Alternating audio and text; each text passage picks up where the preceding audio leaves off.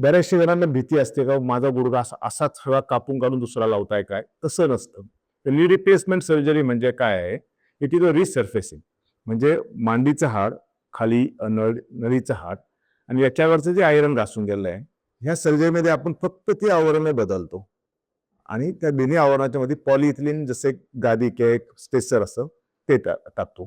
त्याच्यामुळे पूर्ण हाडं बदलत नाहीत, फक्त आपण सरफेसेस बदलतो.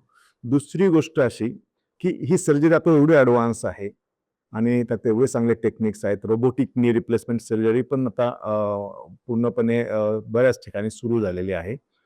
पेशंट दुसऱ्या दिवशी स्वतःच्या पायावर चालायला लागतो. म्हणजे त्याला झोपून राहण्याची गरज नाही. एकदा का तो अॅनेस्थेशियातनं पेनमधनं बाहेर आला की तो दुसऱ्या दिवशी सेकंड डेला त्याला आपण मोबिलाइज करतो. थर्ड डे, फोर्थ डेला, फिफ्थ डेला पेशंट स्टेअर्स चढायला उतरायला लागतो. तो सेल्फ म्हणजे स्वतःची काळजी स्वतः घेऊ शकतो.